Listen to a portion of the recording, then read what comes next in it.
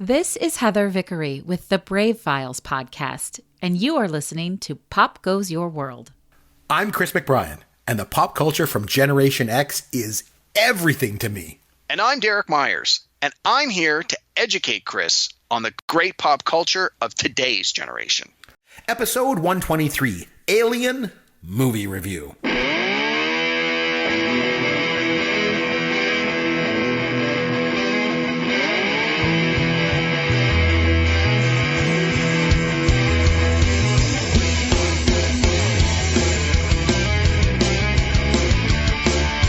Hi, I'm Chris McBrien, along with Derek Myers, Caveman himself. You'll find him on Twitter at Amaron_DM. And of course, I'm on Twitter at CMcBrien, or popgoesyourworld.com is our website with all of our information.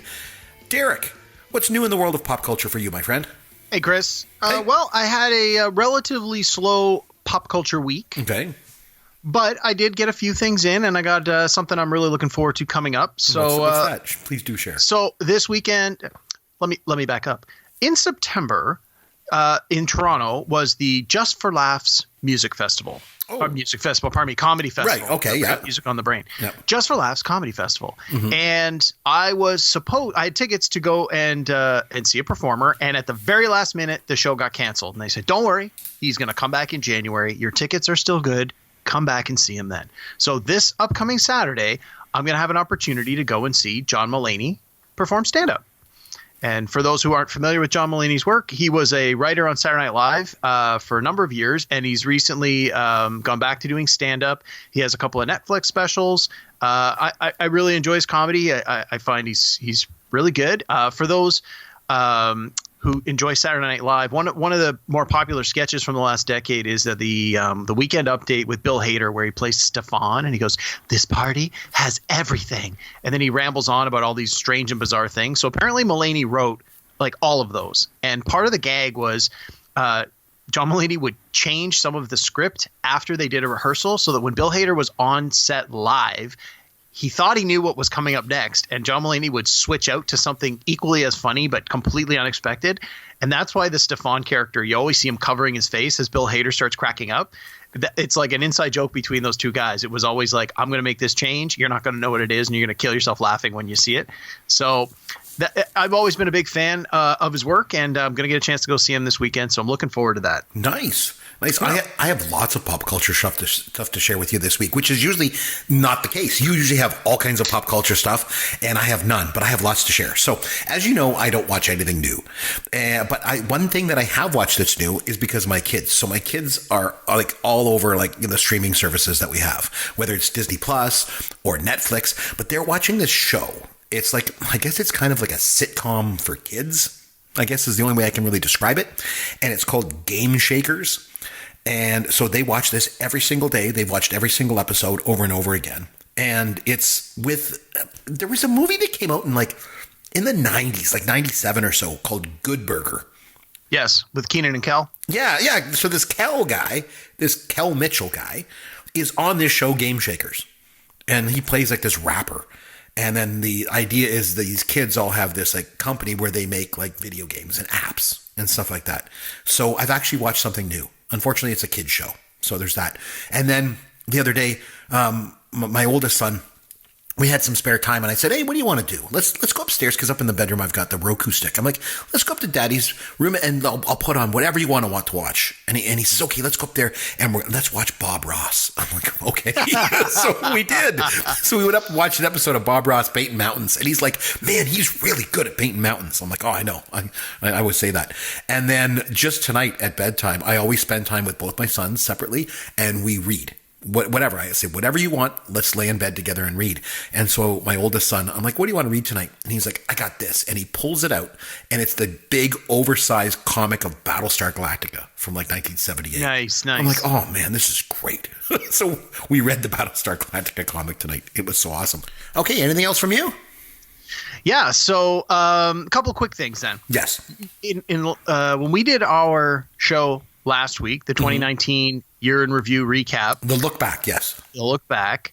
I had asked you, like, what shows have you watched? And one of the shows you had mentioned you had watched and enjoyed was Ozark season 2. Yes, season 2. I liked it. And I said, you know what? I had never got around to watching season 2, but season 3 is coming in March. I should probably get started on that. So I did. I started watching that this week. I'm about 3 or 4 episodes in. Nice. I'm really enjoying it. I mean, I really enjoyed season 1. And, you know, I sort of kicked myself for thinking, why did I wait so long to watch this? So I want to thank you for giving me that little nudge to go back and check out Ozark. So I'm looking forward to seeing. So you're actually thanking me for turning you on to something that's new. Sure, we'll say yes. That's incredible. Yeah. Is it a full moon tonight? Like, what's going on? Is this reversey night or something? Next thing you know, you're going to love my movie? Holy cow. All right. One other last thing, not so much pop culture related, more personal for me. Sure. Tomorrow, so we're recording this on January 16th. So tomorrow, January 17th, 2020, is my work 20th anniversary. It'll be 20 years since I started working at my job in this company. I work at a major Canadian financial institution, and I've been there as of tomorrow 20 years. Wow, congratulations. That's quite an accomplishment. Thank you, sir. Thank you. Wow. Yeah, I remember. And the thing is, too, like you've really worked your way up there, too. Like you've done very good. Yeah, I remember when I first started, it was as a co-op student, and the people in my program, everyone was getting jobs at like tech companies and startup companies. This was like 1999, 2000, and it was still before the tech bubble had burst. And so we were all getting jobs in the technical fields. And I remember everyone saying, well, we'll do this co-op for a few months.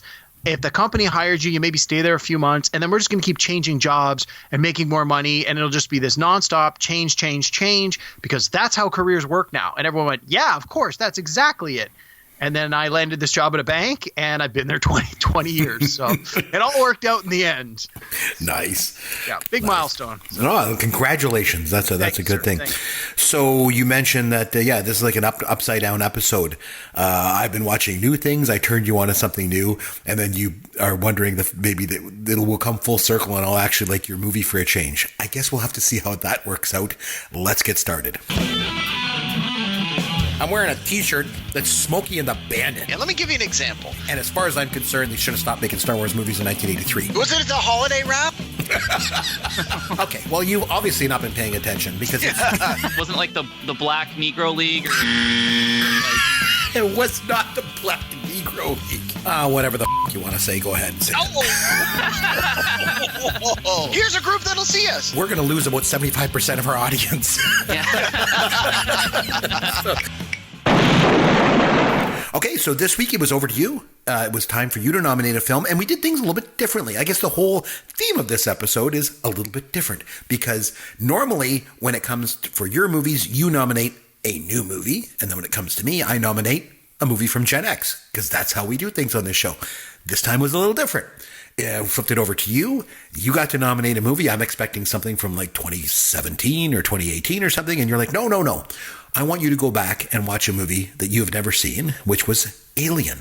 And you're right, I have never seen the movie Alien. I remember Yancey always saying that he liked the movie Alien from 1979, and I'd never seen it. So you nominated Alien, and I had to go back and watch it, and we are now going to review it. Would you like to kick things off for us? Why did you pick this movie? So I picked it because I think it's a great movie. It came out 2 years after Star Wars. So you got, let's go into our Wayback Machine, Chris. In 1977, May 1977, Star Wars comes out. There's never been a movie like it. It is a legitimate phenomenon. It creates the blockbuster movie. And so what happens? Well, imitation is the sincerest form of flattery. And if one thing worked, why not keep trying to replicate that, especially if there's money to be made? And all of a sudden you have this onslaught of science fiction, outer space style movies to try and capitalize on the Star Wars buzz. Some were great, some were not. Alien, being one of these sci-fi movies, certainly benefited from the fact that Star Wars had come out a few years earlier. But they did still have some trouble getting the movie made. It was in limbo for a while, and eventually it was made and released in 1979 with the tagline, "In space, no one can hear you scream." And the idea was, we're going to make a horror movie in space. It's a sci-fi movie in the sense that it's in the future and on a spaceship and there are aliens, or rather an alien. But at its heart, it's a horror. It's a thriller. And I think people who were going to see it maybe didn't realize that. They didn't know what to expect. And it did very well in the theater. Directed by Ridley Scott, one of his first films. Ridley Scott has gone on to become one of our greatest directors. He did things like Blade Runner, and he did Thelma and Louise. He did The Martian. He did Gladiator. Like his resume is exceptionally impressive. Alien being one of the first ones that really put him on the map, so to speak. And at its heart, Alien is this horror movie. You have these 7 passengers are on this spaceship, and the movie begins. You see this ship, and all the passengers are in a cryosleep, and they're woken up by the computer, and they all assume, hey, we're home. We've been on this long space journey, and we're here. And then they realize, hey, we're not here. What's going on? And the computer tells them there's an SOS, and as per our space rules, you have to go and find out what it is, because it could be someone who actually needs help. And the crew eventually follows the SOS. They go down to the planet. They find it's an alien ship, and there's the remains of aliens on board. And they find these eggs, and without revealing too much, but I'm sure we'll get into it in a few minutes. Yeah, we'll break the movie down. The alien is brought on board the ship, and then it becomes that's where the sort of thriller part of it becomes. It's like now the alien, which they maybe didn't realize how threatening it could be, is suddenly hunting the 7 astronauts, or, well, I guess we'll call them astronauts, sure, the 7 passengers on the ship. And at this point, the ship is now back in outer space. So it's like, well, there's nowhere to go. You're in a confined space. You're in a tin can in outer space, and there's an alien running around trying to kill people. And it's it's this cat and mouse chase, this space thriller, if you will. I keep using this word thriller. And it was again an example of less is more. One of the pitches when they were trying to sell this movie, and they would say, like, okay, you've got 30 seconds. What's this movie like? And one of the things they would constantly say is, it's like Jaws, but in outer space. Because in Jaws, it was all about this shark, and you never really saw the shark. Its presence was felt, and there was a lot of repercussions of the shark being there, and people acted and did things in certain ways. But it wasn't just about, here's the shark, look at it. It was more, what you didn't see was scarier than what you did see. And in Alien, it was very much the same idea.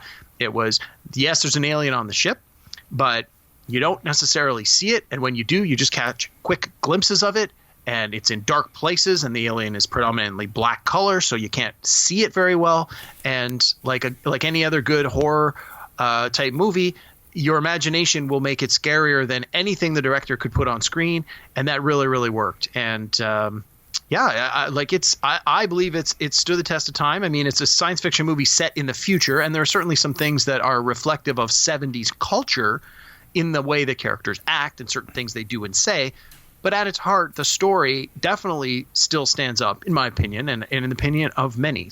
And so with that, I want to turn it over to you, because I want to hear sort of your first thoughts, and then we can break down the movie in a little bit of detail. So, Chris, you had never seen it before. Nope. But I'm sure there are parts of the movie, once you saw it, they are big pop culture moments, and you probably went, oh, okay, I know what's coming next, or, oh, that's where that's from. But aside from that, what did you think? What were your general impressions? Okay, so I had seen actually certain scenes of it before, just here and there, just because there's such pop culture moments, But, I mean, you obviously really like this movie a lot. And I remember, like I said, Yancey used to really talk about this movie really, highly. But what were you expecting because you like it, obviously, what were you expecting from me when you nominated this film? Or what were you hoping for me to get out of it? So I know that one of the phrases you use a lot when we review movies is they don't make them like they used to. They don't make movies we'll review movie X and you'll say, you don't see this made anymore. They don't make movies like they made movie X anymore. That's correct. And even though Alien is very much a by the numbers horror movie, and there have been a lot of movies that have tried to duplicate and replicate this formula, and as we say, to it on its very broadest strokes, Alien is I don't want to say ripoff, but is pulling from the same storylines as Jaws in that sense. The way this was put together, they don't make it like this anymore. If they made this today, it would be fast moving, super explosions, a rock and roll soundtrack. It would be more like Armageddon, where it's explosions and special effects and in your face. Whereas this one was it's very slow. It's very quiet. It's very deliberately paced. The characters are very believable as normal blue-collar workers. They are essentially space truckers. They are hauling freight from point A to point B, and you have a lot of the characters quibbling over things like, well, I don't get as big a bonus as you do. And they're like, hey, you signed a contract. Your job doesn't get paid as much as my job for whatever reason. And I mean, really, at the end of the day, that has nothing to do with the alien part of the story, but that's the kind of thing regular people in this kind of a circumstance would talk about. And I think that Alien is very relatable in that sense, even though it's science fiction and it's set in the future. The characters are very grounded. They're very believable, very down to earth, and down to earth, no pun intended. And I was hoping that the fact that it's sort of that 70s style where you had a lot of, as my wife likes to call them, long boring dramas, where you have these long drawn out scenes with very slow and deliberate pacing to build up to a moment. And with a horror kind of movie, the moment is like, then it's like the alien jumps at you. So my hope was that you would pick up on the 70s style movie making that I know you're fond of in some cases, and the timelessness of some of the broader themes, appreciation for the special effects being what they were, especially since it came out in 1979. And I'm hoping that you at least enjoyed it to a certain level. But my reality is I've learned to say, if I love a movie and I love it I hate much, it. I know you're not going to like I'm not going to like the movie, or you're not going to like parts of the movie, and I want to know why. So that's kind of the way it goes, right? Spoiler alert. Chris, what'd you think of it? All right. So I've been doing this podcast for 3.5 years. Hard to believe. And over that 3.5 years, I've had to watch a lot of crap. No offense. You use your ether and a duct tape and a wheelbarrow line on Alien. That's it. We're done. I know you'll be really mad, I'm sure. But, that's what this podcast is all about. So you and Yancey have maybe watched so many crappy movies over the years. No offense. I'm just being honest. Just crap after crap after crap. This is hands down the best movie either one of you have ever made me watch. Okay, good.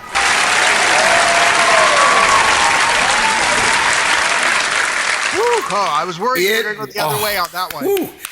It was fantastic. Where has this movie been my whole life? I cannot believe that I'm the Gen X movie guy, and it's one of those movies, for whatever reason, has just escaped me, and I've never seen it. I have just a movie I just admitted I've never seen. And so you kind of picked up on it. I'm like, well, then you need to watch it. And I'm really glad that you made me watch it. And unfortunately, my wife usually watches the movies with me. And I don't know how many times she's like, God, these movies suck. Like, what's Yancey doing? What is Derek doing? Like, you watch this crap. And last night, I had a busy week, so I didn't get the chance to watch this until last night. So just last night, I sit down to watch it, and she couldn't watch it with me. So this morning, I'm like, oh boy, I got bad news for you, honey. Finally, there was a good one. and like I say, not only was it good, it was fantastic. What an outstanding movie this is. It is just outstanding. So let's just start. So my first impressions, movie starts out, obviously, like you mentioned, it's like a refinery cargo ship or something, the Nostromo. Yeah, the Nostromo. It's a cargo ship, yeah. Movie opens up, and you're like, you don't know where the crew is. Like, the whole ship's empty. I'm like, what's going on? Is this ship abandoned? Like, what's happening? And then the ship starts waking up. Like the lights start coming on, doors start opening, and then so does the crew. They wake up. And when we talk about the crew, I want to talk about this. What a great cast. Like, what a great cast in this movie. Oh, my God. I got a lot of notes about the cast, which I'm sure we'll dwell on. So good. So let's talk about it for a minute before we start to break down the film. Okay. John Hurt, who was never really huge, but, he made some good movies. The Elephant Man, he played John Merrick. He was in Midnight. And he was knighted. Sir John Hurt. Yeah, true. He was in Midnight Express, which was great. And he even had a cameo in History of the World Part 1 when he played Jesus. And he was in movie that Yancey had nominated you to watch. He was in Contact. Oh, that's right, too. He was, wasn't he? Hammond Industries. Yep. Yes. He was the money. Now it's John Hurt, not to be confused with John Hurd, who's of course from Home Alone and Big and Cat People and Chud. I don't know if you ever saw Chud. Chud was cannibalistic humanoid underground dwellers. But anyway, John Hurt, he was great. And even Ian Holm, I recognize from Time Bandits because he played Napoleon in Time Bandits. I remember that guy. And then, of course, the legend, Harry Dean Stanton is in this, obviously from Pretty in Pink. Oh, and of course, a personal favorite of mine, Young Doctors in Love. Harry Dean Stanton was in. I love the fact that they're in space and Harry Dean Stanton is basically chain smoking. Yeah, that was one of the things we felt was definitely reflective of 70s culture is, hey, they're in space, they're all smoking. And it was like, okay, that's definitely a sign of the times. Smoking was everywhere in the 70s and apparently even in space. Even in space. I did think it was a little bit, when I saw him, I thought it was a little bit of weird casting because if I had to sit down and list all of the people on planet Earth, all 7 billion people, and if I had to list them all in a list of people that I thought looked like they could be an astronaut, Harry Dean Stanton would be dead last. But keep in mind, there's, like I said, they are supposed to represent the equivalent of futuristic blue collar workers. They're miners, they're truckers. And in that sense, I do think that he definitely, if you said, who do you think would make a good trucker in a movie that's coming out in 1979? Yeah. Based on how he looked in Alien and Yaphet Kotto, same deal. It's like, yeah, I totally believe those guys are blue collar workers. They work with their hands. Which is not to say that they couldn't do something better or more prestigious or whatever, but it's like, hey, this is what they found. They found their niche and they're doing it. And they're bitching and moaning about how they're not getting paid as much. Like, I thought that casting was great. Yeah, no, I did too. I thought it was good. Just weird. Like, it struck me as weird at the beginning of the film. I'm like, this guy's an astronaut? Just seemed weird. But I loved him in the movie. And then, of course, Sigourney Weaver. And she was just amazing. This was her coming out party. Oh, my God. She's so good. But we'll get to her in a bit. Okay. Yes. So anyway, so they all wake up, and then there's this, like, it reminded me of 2001: A Space Odyssey when they talk to the computer, but it's Mother, right? And so then they're talking to Mother, kind of like Hal, right? So they talk to Mother, but Mother, that you realize at this point they wake up, they're only halfway home. And they wake up because Mother, I think, detected like a transmission of some kind. So they fly down to this, I think it's like a moon. I think it might have even been a moon of Saturn, maybe, or something like that. No, they talk about where it is. So in the trivia, I was reading, as I mentioned, I usually do the IMDb trivia before we do these. And they do in the movie reference a galaxy or something. And in the trivia notes, it says that galaxy is on the edge of our system. And I think they say it would take however many more months in cryosleep to get home. So it's based on a real star and a real planetoid that's because I remember there was around there was a shot where they're looking out ahead and it looked like you could see Saturn with the rings. That's the only reason I thought I think they went for just, it was a visual. How do we make this planet visually appealing? It's like, let's throw some rings on there, give it some color. I'll be perfectly honest. When I was watching this last night, my youngest son was having some trouble getting to sleep, so I had to turn the volume down because I was downstairs. So there's a couple things where I kind of missed, and I have some questions for you as we go through this. But anyway, so they go down to this moon or whatever on this shuttle, and it has like this rough landing, right? And then 3 of them go outside of the shuttle to explore, and then it's all like cold and foggy. And then the cool thing is that there's these shots where you only see them sort of on the shuttle monitors, as opposed to like the cameras out with them. And it just adds to the suspense of the scene. Yeah. And they brought a cat with them too, by the way. That was the other thing. And my wife and I watched this together. Aliens is her favorite franchise, tied with Star Wars. And yeah, that's what she said. She's like, yeah, why would they let her to bring the cat? I'm like, they're letting them smoke. Like, clearly there's no rules out there. Good point. And maybe I guess we'll come back to it because the cat eat all those space mice, I guess. I don't know. The cat kind of comes back a bit later. But anyway, so they find what seems to be like this spaceship, right? And again, the cool thing is you mostly see this big spaceship with these 2 big arms out the front of it that you kind of mostly see it through like the shuttle monitors or even like on the helmet cams of the astronauts that are outside. Yeah. So it gives it this whole kind of space version of the Blair Witch Project feel to the movie. Yeah, 20 years earlier. Yeah, it was like just so cool. And like I said, the spaceship itself that they find, they're like, what's this? And the thing that got me was, instead of it looking all kind of futuristic, like most science fiction films, it's like old and gothic looking. This is definitely an influential film. Like, oh, absolutely. If you even think of the aliens that are in the movie Independence Day, oh yeah, they're a nod to this movie, right? Sure. Yeah. So then they go into it and they find what appears to be like this dead alien in this big chair. Yeah, he's like a giant. Yeah, and it's like, sitting there, and of course Sigourney Weaver's back on the shuttle, and she's like and this is, again, there were times, like, because I had the volume kind of low, she mentioned some kind of a warning signal or something, and then Ian Holmes' character is like, oh, don't worry about it, it's all good. But they find this nest of eggs or something, and then you see something. Sorry, Chris, let me stop you. So it's an important, well, not so much important. Okay, yeah. So they've established by this point that the environment is hostile, as you mentioned. So it's got storms and various gases, so they need their spacesuits on to survive. And then at this point, it cuts back to the ship. And Sigourney Weaver, at this point, she's the most senior officer on the ship. So she gets the report, and it says, oh, that signal that we intercepted? We've translated part of it, and we don't think it's an SOS as originally thought. We believe it's a warning, a caution saying, don't come here. It's a warning to stay away. And then that's when she's like, well, geez, we've lost radio communication with the crew outside because of the interference. We should go and tell them. And that's when the other guy's like, well, by the time you put on a spacesuit and go and get them, we'll know if it's dangerous or not. Like, just let them finish doing their work. And so we, the audience, now realize what's going on. But those 3 astronauts out on the planet, they have no idea. Right. So again, if you've heard this, again, it's that whole building of suspense. It's like, oh my God, it's a warning. Mm-hmm. What are they walking into? And then they find this giant alien. It's like his chest cavity is exploded almost like from the inside out, which upon first viewing, you're like, okay, that's interesting. But if you have seen this before, it's like, oh, here's some clues about what might be coming next. Right. Because like I say, they find those eggs and you can see like this, like larva or something inside moving around. And then the top of it opens. And of course, John Hurt's character, you can't help, like, he's got to look.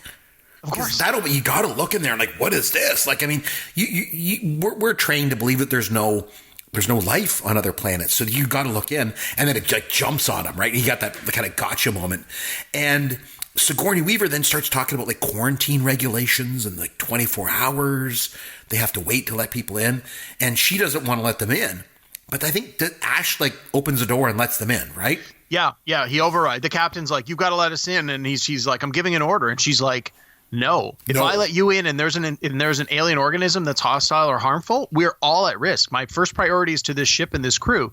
And Ash is like, as the science officer, he's like curious about this alien to the point where he's willing to side with the captain and override the regulation because he's there. He just manually overrides the door, and like even later, Ripley is like, I think I can't remember who it is. One of the characters is like, oh, well, what's done is done. And she's like, yeah, well, let's see how this turns out kind of thing. So they bring him in, and there's like this crab thing on John Hurt's face. And of course... Face hugger. That's what they call it. Face hugger? Face okay. hugger. Did they mention that in the film? No, that's what fans have called it. That's what they called it on the crew, on the set. And that's what fans have been calling it for years, a face hugger. Okay. So you can buy... So, Chris, side note, people who have sleep apnea can wear like a machine when they go to sleep to help regulate their breathing. You can get a sleep apnea machine that looks like a face hugger. Oh God, jeez, go figure. And apparently they're exceptionally popular. I would guess so with all these fans. So this face hugger thing is on John Hurt's face, and of course they decide to cut it, right? And then there's the acid, like the blood comes out, and it eats through like 5 floors of the ship, right? And then, just going back to something you said before, which I think is important, like when you mentioned Jaws, I think one of the best parts of Jaws is like you mentioned, one of the best part of Jaws is that you never see the shark, and they use that same technique here. You don't really see the alien, right? And we'll get to that too. But one of the best parts of Jaws too is the isolation that comes when you're like miles out to sea and you look around and you're just surrounded by water. Well, they take that to a whole new level here because you're totally isolated out in space. I mean, even like you mentioned, the film's tagline is "In space, no one can hear you scream," right? So anyway, so this face hugger thing has they go in, and all of a sudden it's gone. It's not on his face anymore, and they can't find it. And like you mentioned, there's all these dark crevices and areas around the room, and it just adds to the suspense, right? And then it like drops from the ceiling on Ripley, and looks like it's dead, right? Like, what is this? So they decide to do an autopsy on it, right? And I just love it because it's those 70s special effects. They're so good. Like, there's no CGI. Yeah, it's all practical effects. Yeah. And that's what they said. The alien, when they do the autopsy, it's actual like fish guts, cow guts, like it's like intestines and internal organs of real animals. It looked like a plate of raw shucked oysters. Yeah, something. That's exactly. They said it smelled bad, but they wanted it to have a genuine organic look that was believable and real. So it wasn't going to be just all like the exterior obviously was rubber or plastic, but for the interior they used real innards from real animals and just sort of slapped them all together in a way that they thought, yeah, this looks alien enough, let's do it. So, and yeah, like you said, it looks genuine. You believe like this could genuinely be an alien thing. So I've said it before, I'll say it again. It looks so much better than CGI. Yeah, agreed. So much better. But then I thought it was interesting because then Ripley is like, she's like, I don't trust Ash. And then Tom Skerritt's character is like, I don't trust anyone. And you're like, well, this isn't a very good recipe for like a group of people that need each other to survive, right? But anyway, so they do this autopsy on this thing, and then they figure, okay, well, it's dead. We're safe. So we need to go back into hibernation, because it's still a long way to go home, right? Well, they got to get the ship up first, right? Because it's the whole thing was they needed I think he said it's 25 hours to repair the ship before they can take the shuttle from the surface back up to the main ship. Right. And but before they kind of go down for their sleep, they decide, well, let's just have one big meal. Before we go back to sleep. Well, then obviously probably the most famous scene from the movie, I'm assuming. Yeah, and for sure. It just like obviously the scene where it bursts out of, John Hurt's stomach. So it's obviously when it was on his face, it kind of went into his body, right? And then it runs away. And then the thing I liked was you got all these camera shots of all these halls and all these passageways. And you realize this thing could be anywhere. Absolutely. Anywhere on the ship. Especially it's so small, like it could go anywhere. Right. And then, so then you got John Hurt, he's dead. And they I guess they can't leave his body on the ship. So they jettison it into space. And like, I'm wondering, like so there must be, I guess, some kind of protocol for this. If someone dies, I guess they jettison him out in space. But would a body like decompose in space? No, not at all. But I think the idea is it's traditional from like seafaring days where a guy dies, you throw him overboard. But I mean, in the ocean, he's fish food. He'll decompose, the fish will eat him, the whole bit, circle of life. Obviously in space, that's less likely to happen. But I think they just wanted to, they're setting up some of the story elements that could come later that, you put something in here and you pop the airlock, whoosh, out it goes. So yeah, more of a plot point, I guess. Yeah. And then Harry Dean Stanton puts together like this taser stick thing that they're going to try and use. Now, there is a few scenes where the cat jumps out. Again, kind of where he comes out, kind of like a gotcha moment again. Yeah. And it's like in Jaws when the head floats by, you're like, you think it's going to be the shark and it's not. Probably the only reason why the cat is there. And going back to where we're saying they bring a cat. But I love the fact that the cat jumps out. And so, of course, Harry Dean Stanton goes looking for the cat. Yeah. And you're like, oh, this is not good. And then he finds like the alien's shedded skin. Yeah. And at this point, like if you think about the alien that came out of John Hurt's stomach, it wasn't very big. It was quite small, like you mentioned. And the shedded skin is pretty small. But, but the first thing I thought was, it's going to grow. Like, this is good. I mean, reptiles on Earth, as they grow, they shed their skin. So I would think that, two and two together, he's going to think exactly what you thought. I don't know what it looks like now, but it's probably bigger than it was the last time I saw it. Now, here's where I need some of your help. Because at this scene, then, Harry Dean Stanton goes into this room. And there's like all these chains hanging down. And there's like water falling. What was all that? Like, what was that? Did I just part of the underbelly of the ship? So this is one of the big criticisms of the movie from like technical people who are like, if you're in outer space and you're on this ship, you wouldn't have all this dripping moisture unless something was wrong. And Ridley Scott was like, I want to set a mood, I want to set a scene, and I want the water to be dripping in certain parts of the ship. And he fought the studio And the quote unquote experts who said, no, this is unrealistic given what you're trying to accomplish here. He's like, I'm doing this. And it was just to set the scene. Now, again, I don't know what the chains were specifically. Maybe it was, again, they're a freighter, right? So they're hauling cargo. So I got to think that it's set up to a pulley system where they can put probably like cargo pods on and off the ship. Oh, maybe, yeah. But if you go back and look at that scene, as it pans around the whole cargo bay, the alien is clearly visible hanging on one of those chains, but you haven't seen it yet. Right. So your first time through, because it's dark and it's in the shadow, it does not stand out whatsoever. But once you know to look for it, you watch it again, you're like, oh my God, it's right there. It's right there. How do you not see it? And the interesting thing here too is at this point, like I'm thinking like when the water's dripping, I'm like, oh yeah, there's like gravity here. Most of the time, there's no gravity, like in a lot of movies. There's no, like, so it must be decompressed in some way because the water's dripping. And like I'm like, oh yeah, everybody's not floating around. Okay, yeah. But anyway, yeah, what's that? Just accept it. Yeah, you exactly. Say somewhere earlier in the movie, they say artificial gravity activated. Again, it's an easy story way to explain something that otherwise shouldn't happen. You just say, we've activated the X325 gravity enhancers. Excellent. And there you go. One line of dialogue. Now you don't have to worry about it.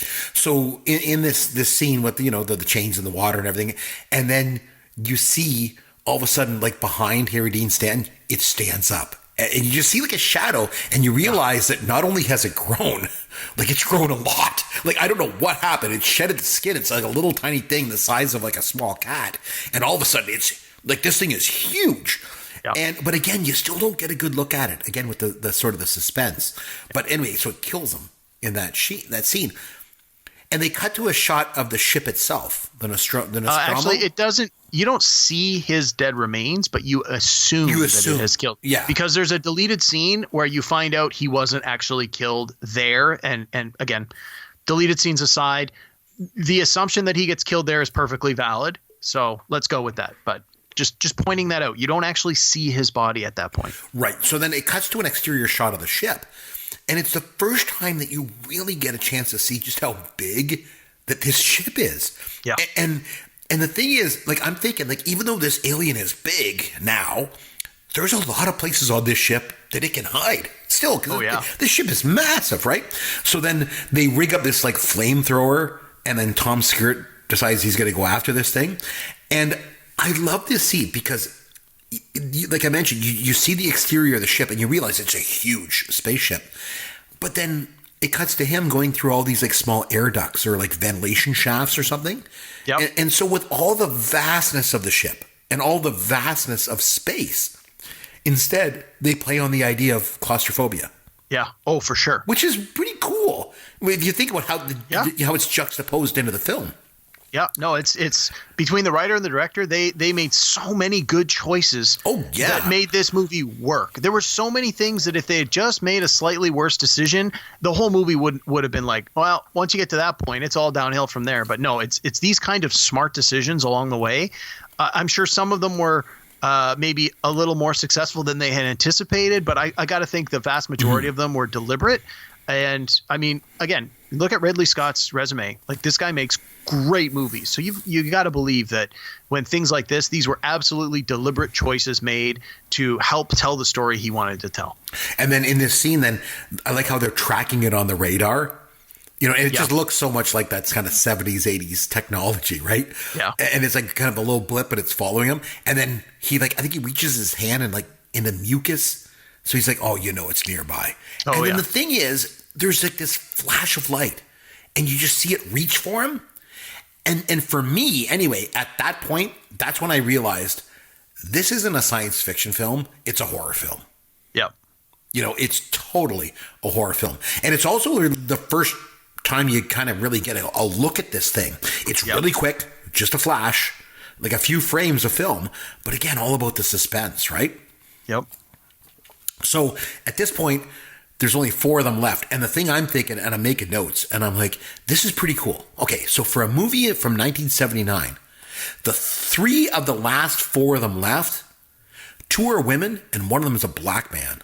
So that's awesome and very rare for the times. Yeah. So let me pause you here. I want to sort of shift gears, and we'll come back to this. But I want to build on what you're just talking about. So one of the things that this movie is praised for on many levels is the fact that it passes the Bechdel test. Do you know what the Bechdel test is? I don't. Called I don't think so. Wallace test. No, I don't think so. Help me understand. Okay. So basically and again, I'm not an expert on this, so if I screw this up, please don't crucify me online.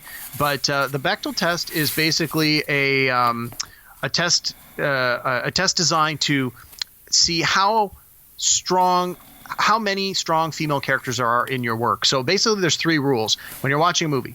Does the movie have at least 2 women characters? Number 2, do the 2 women characters talk to each other? And number 3, do they talk about something other than one of the men in the film? And you would be shocked at how few films pass this Bechdel test. Yeah, that's interesting. Yeah. This is one of the best examples of it, where you've got strong female characters who, if you go back and watch this again, the ideas, the things that Ripley wants to do, and the things, I'm sorry, I'm blanking on the other character's name. What's her character's name here? Is Lambert.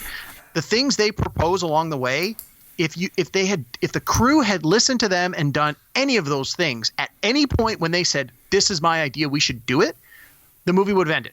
They had the right decision at the right time. They either were not in a position to force that course of action, maybe because they weren't the captain of the ship at the time. Like, eventually Ripley becomes the highest ranking person on the ship. But even when she was the highest ranking person on the ship, the male characters in Ash overrode her decision because he had other motivations, and or his friend, the male captain, was outside. And same with Yaphet Kotto's character. Again, he's a visible minority. Here's this man of color. He's a blue collar worker. He's arguably the lowest rank on the ship. He has some ideas, and he asks some very significant questions early on in the movie. Why is this happening? Why don't we do this? Why don't we do that? And if anyone had listened to him and done anything that he'd suggested or followed his course of action, the movie would have ended. So the females in this movie specifically, and the person of color, their value, their opinion is dismissed by those in charge, and because it's dismissed, the chaos ensues. Now, the other thing is, you've got when the movie was written, when they wrote the script, the authors very deliberately from the beginning said, we do not want gender to be reflected in any of these characters. We want to write these characters that they could be played by a man or a woman, and we don't want the character to be any different regardless of which gender is cast in which role. And so that was their plan. And they spoke after the movie came out and it was a success and all that, and they asked them, they're like, it was great that you envisioned Ripley, the lone survivor, as this woman character. And they're like, we didn't. Honestly, the one guy even said, he goes, we kind of figured it would be a dude, because in 1979, when white men are running all the studios, you put another white guy in charge of your movie and all your main characters or heroes are white guys. But to have a female in the lead, a strong female who has valid opinions, if in many cases better opinions than the men that are in charge, it was a real milestone for movie making. And Ripley, when you look at any list of, who are the most recognized, strongest female characters ever to appear on film, Ripley makes the top 10 list every time. In most cases, she's probably in the top 3. She's a fantastic character.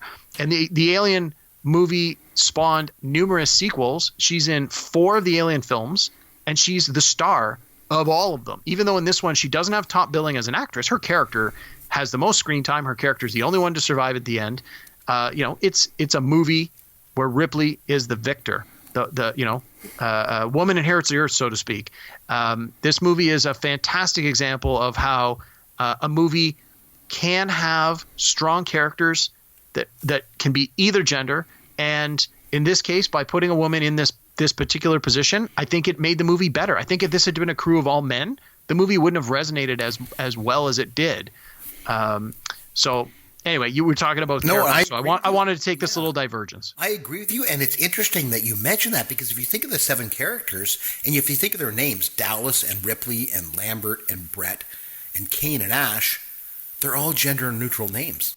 And that was deliberate. None of them have first names. And in the script, none of them have first names, because when they were doing the casting, they didn't want to say, well, this character's name is John Dallas. Well, you're not going to cast a lady as John. So that's why in the movie, all the characters are only ever referred to by their last name. And apparently the number of times that they use gender-specific pronouns, him and her, are exceptionally minimal, like only a handful of times. And again, it's very deliberate. It was a deliberate choice by the screenwriters to just have that gender wash on there, where it's like, it doesn't matter if this is a man or a woman. You've got a deadly alien trying to kill people. He doesn't care if you're a man or a woman. The alien is just going to go after whatever's and the alien itself never it doesn't have a specific gender that we know of. I mean, aliens could be totally different than us. Maybe it's asexual or androgynous. Who the heck knows? But it's interesting to go back and look at this movie from like a gender study, women's studies point of view. There's a lot of really good things happening in this movie that, for its time, were very progressive and have stood up. And this is one of the reasons that I really, really like this movie, and that I think it really stands up and holds up, is it's not just 7 white guys in outer space. And it's not just, the young, good-looking, blonde-haired, blue-eyed American dude saves the day. It's not that. And I think by not having that, it makes the movie more relatable, more grounded. It reach a broader audience. I agree with you 100%. And because, like I say, when they start whittling it down to who's left, and you realize that, like I say, 2 of them are women, and Ripley at this point, you realize that she's really smart. Like, she's the one that recognizes at this point that the alien's using the air ducts to travel around the ship. So she's like, we got to plan to corner this thing and blast it out into space. And then there's that scene where she goes and she talks to Mother, and she finds out that the plans for the trip have been changed. Yep. And the whole idea was to get samples of life and bring it back to Earth. And Ash was obviously behind it. Or at least supportive of it. Yeah, because it says like the crew is expendable, right? Yeah. Yeah. And then at this point, Ash comes in and attacks her. And the thing is, you see he's like super strong. And I'm like, what the hell is going on here? And then Yaphet Kotto's character comes in, and Ash like grabs him like in the chest. And you realize like Ash has this like superhuman strength. You're like, what the heck's going on? And then Yaphet Kotto knocks his head off. I'm like, his head off with a fire extinguisher. Yeah, I'm like, what the hell is going? And then that's when you realize Ash is a robot, right? Yeah. And then I love how they kind of reconnect his head, and they get information out of him. And he basically tells them, like, you guys are all doomed. Like, you have no chance against this thing. So then Ripley, of course, being the smart one, she decides, okay, here's what we're going to do. Let's blow up the whole ship. And then we'll try and escape on the shuttle and take our chances. And the thing is, like, considering the fact that this is not a nonstop action movie, you mentioned that earlier, it's kind of slow in places, and it's kind of like deliberately paced.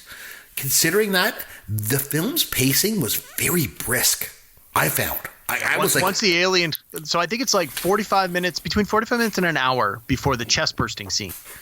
And that's the first time you actually see a threatening alien. So it's like, the movie runs a little around 2 hours. So it's like you're almost halfway through the movie before the quote alien of the title actually makes its appearance.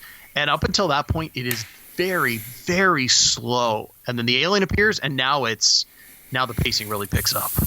And I think that works. I think it works really well. No, I agree 100%. And the thing is, like I mentioned before, there's the shots of the ship, like out the exterior shots of the ship. There's the planet or the moon or whatever that they go down to, and all this. I'm like, the cinematography in this film is just fantastic. So I went back and I took a look, and I'm like, okay, well, it got nominated for Best Cinematography, right? It didn't. This film did not get nominated for Best Cinematography. It got nominated for 2 awards, one that it won and one that it didn't. It got nominated for Best Art Direction and Best Visual Effects. It won for Best Visual Effects, but it didn't even win. Didn't even get nomination for Best Cinematography. So Apocalypse Now won for Best Cinematography. Okay, I guess. But 1941 was nominated for Best Cinematography. Kramer versus Kramer was nominated for Best Cinematography, and this movie wasn't. Like, it just doesn't make any sense.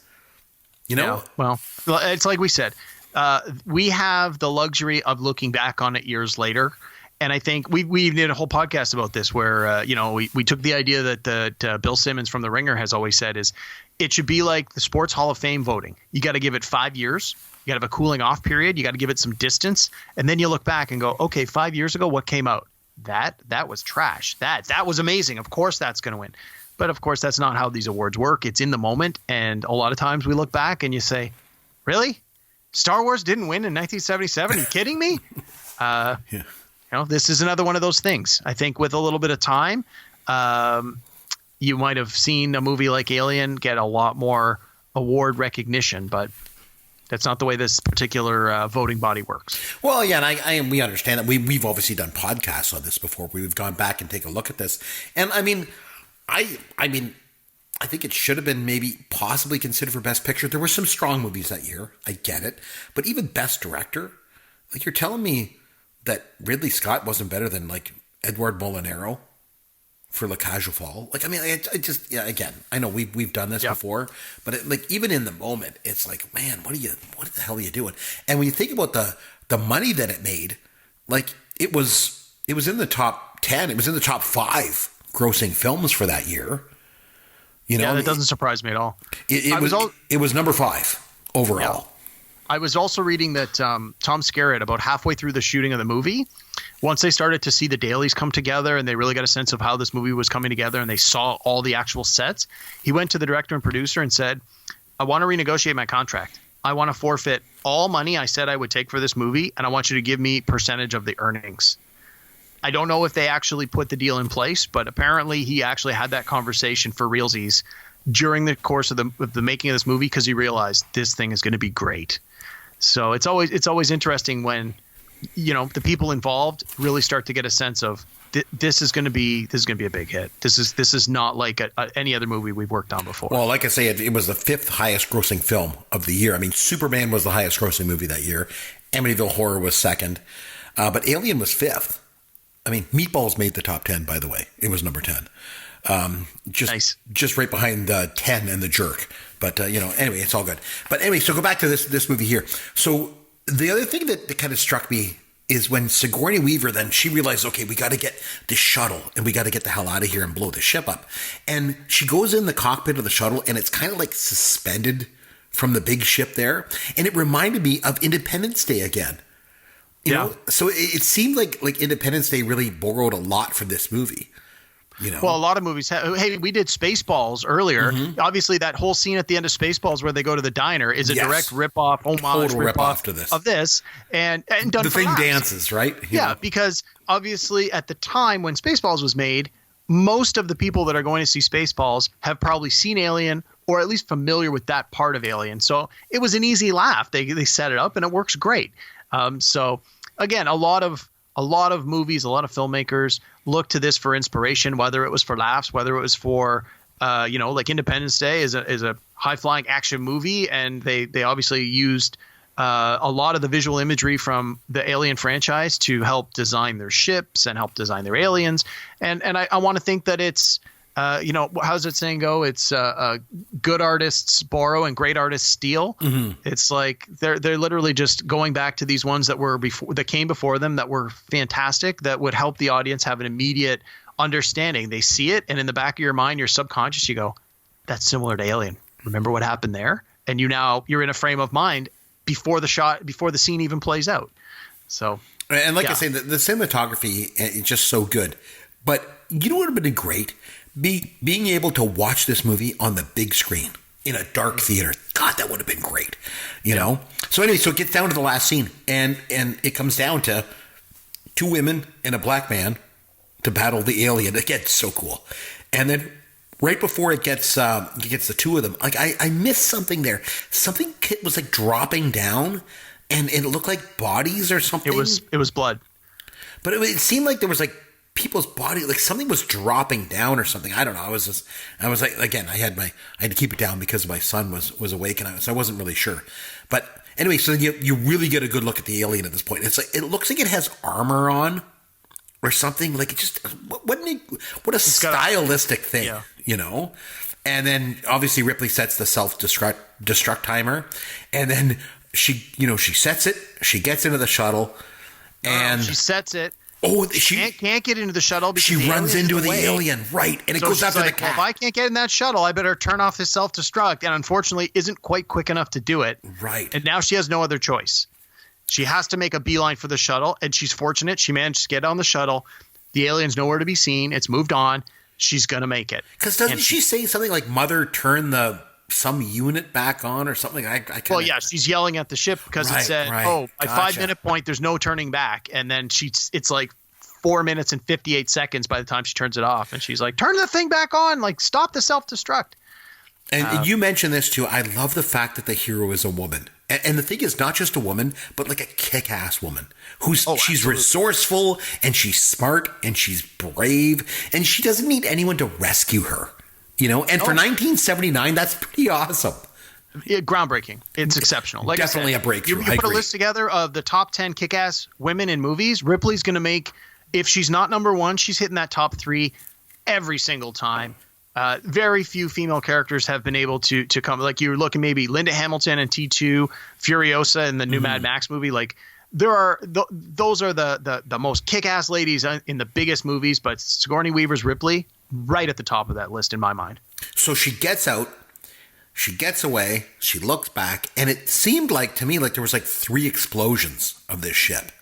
Yeah, I don't really know the specifics. I guess the idea is there was a line of dialogue where they said something about it's the self-destruct was basically they were shutting down coolant or activating something. And so I think it was just like the engines doing something silly where it was like, well, this one explodes, then there's a chain reaction to this one and then a chain reaction. Right. So I think it was the idea was it's not just a one and done, there's an explosion and the whole ship goes. I think it reinforces the sheer size of this vessel they've left behind. And like like you mentioned something, I think it was last episode, and you said that you're a pretty savvy moviegoer, and I agree with you. You are, and I tend to think that I'm a pretty savvy movie watcher too, even though I only watch old movies. But I have to admit, I thought the movie was over when she got into her underwear, and it's also like kind of disarming because you think like, okay. She's the hero of the movie, but it's 1979, and you got to show the female lead in her underwear, because that's what it was like back then, right? And so then you just kind of get complacent watching it, and you think it's over. And then there's this thing on the wall, and then I was thinking like, that thing looks like that alien's head. And sure enough, the alien is on the shuttle with her, right? And it's like they've added in this whole sort of 4th act. Into the film. Yeah. And the thing that was so cool is again, you can think of it as being kind of exploitative. The fact that she's, basically down, into her underwear. But the idea is she's literally stripped away of everything.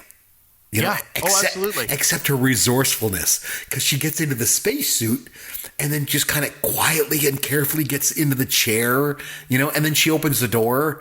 And the thing is then, even then, it doesn't get blasted out into space. It holds on, and she shoots it with this spear gun.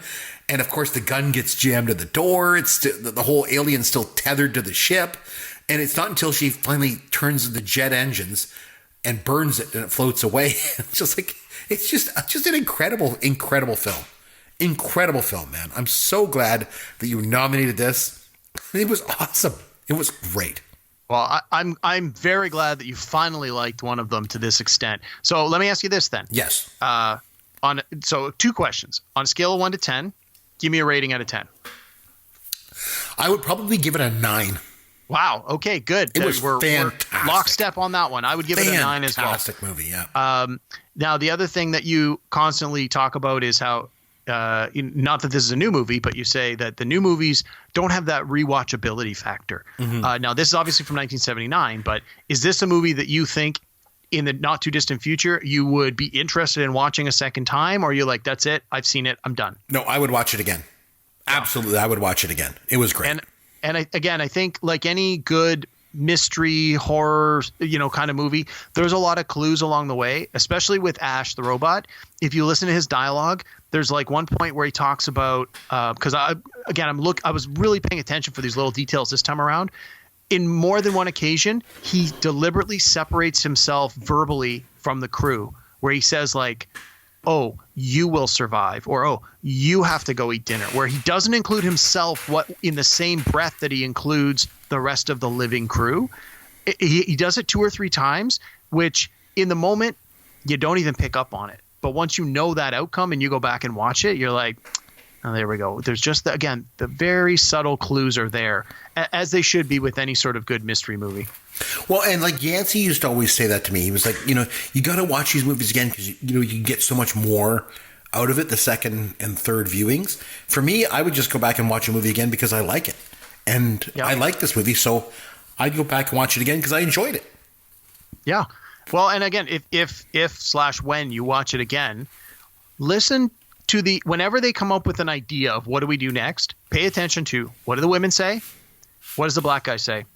And at pretty much at every point in the movie, when they are offering an opinion or asking a very significant question about what's coming up next, they are ignored. But if anyone had listened to them and answered their question or taken their course of action, the survivors would have been better off. In some cases, it's possible they all might have survived. So it's an interesting study. It is 2020, and I will say, how the hell have I never seen this movie? It was just so good. Oh, my God. You're welcome. I appreciate it. I owe you one. Finally, after 3.5 years of crap, I got to watch something that I really loved. Okay, so I'll tell you what, on that note, what do you say we have some Fun with Caveman. All right, well, we kind of have a lot of fun in this segment. That's why the name of the segment, of course. But what I decided to do was just kind of go back to our roots and just give you some actual trivia about the movie itself. Oh, okay. And I know you're going to do well because I've done my homework. So let's see. Totally let's love hear this. All right, so you're going to kill this. I'm expecting you to get perfect on all these questions. Okay. No pressure now. So, although she played the lead role in the film, this was not Sigourney Weaver's first film role. What comedy did Sigourney Weaver have a very brief cameo in for her first ever film role? I have no idea. Oh my God! I'm not familiar with her body of work, especially before this. No idea. Oh, she was in Annie Hall. Really? Yeah, she had a really small part as one of Alvy Singer's dates. Okay, so this film obviously went by the simplistic and very effective title Alien. Yes. But it wasn't the first choice for the film's title. Can you name the proposed title of the film before it went into production? I want to say like Starlog or Stardock or I can't remember. It was something like that. That's not. Oh, you were close, but you didn't nail it. It's Star Beast. Star Beast. There we go. Yes. Yeah. Man, I thought you were going to kill these. Okay, the Alien sports some very impressive features, but what rather commonplace body part is noticeably missing from the Alien? It doesn't have any eyes. Yeah, that is correct. It does not have eyes. Okay, so when they first wake up, Ripley tries to contact traffic control. Yes. Where is traffic control located? Antarctica. Oh, there we go. Congratulations. I just watched this yesterday. I picked up on that. You're doing good. You know what? I think I better maybe actually have a beer for this. You're doing so good. Okay. Bolaji Badejo played the alien in this movie. But what actor was actually considered for the role? Do you know? Oh, yeah, I read this. It's not going to come to me. I got to pass. I don't know. Was Jeff Goldblum. Peter Mayhew. Peter Mayhew. Oh, from Star Wars. Yes, Chewbacca. Okay. Tom Skerritt played Dallas. Yes. But what Hollywood actor was first offered that role but turned it down?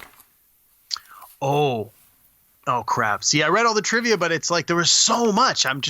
It was offered to, I'm saying Michael Douglas, but I know that's not right. I can't remember. It was Harrison Ford. Harrison Ford, yes. Okay, so Sigourney Weaver obviously got the role of Ripley. And she got the role because the women at the Fox studio liked her the best. But what famous actress was a finalist for the part only to lose out to Weaver? Again, I read this, but for the life of me, I'm not going to remember. Hold on. Give me a second on this one. Okay, so hold on. This would have been 1979. Yeah. It would have been Meryl Streep. No, I have no idea. It was Meryl Streep. Congratulations. Was it? Yes, it Oh was. my God, that was a total guess. Yep. I knew it was someone big. I just couldn't remember who it Yeah, was. she lost out at the last minute to Sigourney Weaver. Okay, so when Kane shines the light in the alien egg, you can make out the alien, like I mentioned earlier. It's like moving around. It's making these kind of squishy, motions, right? So this obviously, with no CGI, involved someone putting on a pair of rubber gloves and acting as the alien. Nice. Who provided the hands and acted as the alien in the egg for this scene? I'm going to say the director, Ridley Scott. You are correct. It was Ridley Scott. I wasn't sure, but yeah, that makes sense. So Dallas says in the scene that they have to go to the moon and they have to explore the source of the unknown signal. Why do they have to do that? It's regulation in their contract. Yes, I'll give it to you. It's a contractual obligation. Yeah. Right? Yeah, because the Afakoto's like, I'm not going out there. I'm not going to get paid for it. And then they're like, you are contractually obligated. If you don't do this, you won't get any shares. He's like, oh, okay, then I'm good to go. Yep, no problem. Okay, so we mentioned in the podcast, the ship is called the Nostromo. Nostromo. Yeah. Yep. So what's the name of the company that they work for? Although it's never said in the dialogue of the film. The company has a name, and it can actually be seen on like pieces of equipment and products throughout the film. It's the W something. The name appears in the sequels too. It's a hyphenated name. It's like W. First one starts with a W. The other one starts with like I think a T, because I want to say the logo was WT, but for the life of me I can't remember. No, it's the Weyland-Yutani. Weyland. Yeah. Weyland-Yutani. Very, very tough. So it's funny. I thought, especially when we started to do this segment, you're like, oh, I'm going to kill this. But I think it's a lot harder than you think. Well, yeah, and those are some pretty obscure questions, which they had to be. And even the obscure ones, I got a few of them. I had to get but it. If you were like, what's the name of this character? Or, what was the name of the ship? Like, those are pretty obvious answers. Yeah, I couldn't do that to you, Chris, I do want to mention, if you enjoyed this movie, right now on, I want to say it's available on, I think through HBO and Crave, there's a documentary that came out this year. It's called Memory, The Origins of Alien. Oh, cool. And it's all about the writer of the Alien movie, whose name escapes me, and I'm trying to look up real quick here. O'Bannon, I want to say, is his last name. Yes, Dan O'Bannon. Mm-hmm. He's the guy who created the original story and screenplay, and it's he's no longer with us. He's passed on since the movie has come out. But his wife and his family and his colleagues put together this documentary, and they talk about like how he was inspired to write this script and what his influences were and what sort of notes he got from partnering with certain people to get ideas, and how when he met Ridley Scott, certain things clicked. He talks about his relationship with H.R. Giger, I'm not sure how you pronounce it, the artist who created the Alien designs, which are prevalent in this movie all over the place. It's a pretty decent documentary if you are if you enjoyed this movie. It gives you a lot of behind the scenes stuff. And even as someone like me, who I've read a ton of trivia on this movie over the years, I've seen this movie many times. My wife and I watched this a couple of weeks back, and we both sort of afterwards talked about it a little bit. It's like there was a lot of stuff in there that I had no idea about. It was, I find when you really enjoy a movie and then you can learn more about the movie itself, it's almost like getting to watch your favorite movie again. Like it's like when you watch a movie with a director commentary, and you're like, well, I know this movie backwards and forward. Then you hear this audio commentary from the director, and they give you these little tidbits, and you're like, oh, now there's something new to enjoy about this movie. Yeah, this documentary, Memory, the Origins of Alien, was pretty good. I would say something to watch out for. Yeah, definitely like when you watch a DVD back in the day, and then at the end, like the extras. Find all that stuff. I just loved it. So with the Alien movie, I actually have a DVD box set from the 90s or the early 2000s. It's 9 discs. So there were 4 Alien movies. So it's the 4 movies. Where do all the extra discs? Like, what are they? Well, that's it. So the first disc. So there's 4 discs that are the movie, the theatrical release of the movie, and each of the 4 movies also has a director's cut. So on one disc, it's Alien and the director's cut, Aliens and the director cut, Alien 3 director cut, and Alien Resurrection and the director cut. So that's the first 4 discs. Then there's a companion disc for each movie that's another 3 hours of special features, behind the scenes, all sorts of craziness. There's audio commentary on every movie. And then there's a 9th disc, which is just which is all sorts of special features that sort of cover the franchise as a whole. It's an incredible amount of behind the scenes stuff. And honestly, I forgot that this box set had all this stuff, because when I went to watch Alien last night, I said to my wife, I'm like, do you want to see if it's available on a streaming service, one of our streaming services, or do you want me to just go grab the discs off the shelf? She's like, get the disc. I open up, I'm like, look, there's 9 discs in this box. And she's like, well, I know what we're doing for the next few weeks. We're going to watch all this stuff. Because you said she really loves them, right? Oh, Aliens with an S, the next one, is arguably her all-time favorite movie. Nice. Well, this part of the show is, kind of where I've got to nominate a film. So I don't know. Let me think about. So Chris, this. I'm gonna. You said that you owe me one. Yeah. For letting you watch this, so I'm gonna cash it in right now. Okay. What do you want to do? Since you actually enjoyed this movie, I did. I want to loved come back next week. I want you to watch the next one, Aliens Part 2, the sequel. Okay. It's directed by James Cameron. It also stars Sigourney Weaver, and it picks up on this story. I don't want to ruin any of it for you. In my mind, Aliens is better than Alien. It's one of those rare examples where the sequel just brings this franchise and this idea to the next level, and it is every bit as good as this, arguably better than this. Aliens makes my top 10 movie list every time. Like I mentioned just a few minutes ago, it is my wife's all-time favorite movie, arguably even more than Star Wars. And if you're okay with it, I'd like to invite her to come and chat with us next week. We'll watch Aliens, and the three of us can talk about this movie. Hopefully you enjoy Aliens at least half as much as you enjoyed this first one. But I got my fingers crossed. I think you're going to really like it. Well, absolutely. And as you jumped in there and said, well, instead of me nominating a film, you want to nominate the next one again and say Aliens. And I knew how much that Kay loves it. I was going to say, yeah, let's have her on. So yeah, let's do that. So next episode, let's get back. I'll watch Aliens. Kay will come on and join us, and we'll all talk about the sequel to this. Not too many sequels are better than the original. And I'm going to be a little bit skeptical here because I like this movie a lot. And that's really rare for me to do on this podcast. So there's no way that the sequel is going to be any better. Well, the sequel came out in 1986, so it's 7 years after the original. You've got director James Cameron, who's becoming a big name at this point, right? He's done the first Terminator movie, and this next film, James Cameron goes on to do Titanic and Avatar and all sorts of other movies. That wasn't the first movie he did, though, that was a sequel, where he kind of came in, doing a sequel of someone else's movie, because I think his first theatrical film was Piranha 2: The Spawning. I think you're right. I think that was his first film. So he did a sequel of someone else's movie, and then you're saying he did Aliens, which was Ridley Scott's movie. Interesting. And then he goes on to be like one of the greatest directors of all time, like from a box office point of view anyway. Oh, yeah. And yeah, it's he's got every bit as an impressive a resume as Ridley Scott, arguably a better resume than Ridley Scott, depending on what kind of movies you like. Right. The different styles of movie making, but man, oh man, does James Cameron know how to tell a story? And I don't want to ruin it, so I'm going to sort of stop myself there. Is he really? Yeah, I didn't know that. Oh yeah, he's Canadian, so he's one of us. Okay, Kapuskasing, Ontario. You're absolutely right. Yeah. I got his bio up here. Wow, did not know that. So that's what we'll do. We'll watch Aliens. We'll come back next episode and we'll critique that. Me, you, and Kay. And we'll go from there. That sounds great. I love that idea. I'm looking forward to it. Yeah, sounds good. If you want to reach out and talk to either one of us, you can find Derek on Twitter at Amaron_DM. You'll find me at CMcBrien or popgoesyourworld.com. All of our contact information is there. You can email us or contact us any way you want. Until next episode, this is Chris McBrien for Derek Myers saying, thanks for listening to Pop Goes Your World, the pop culture podcast for the generations.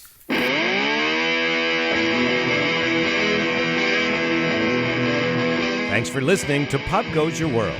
You can contact Chris and Derek at popgoesyourworld.com. Please take a minute and review the podcast on iTunes or wherever you download and listen to the show.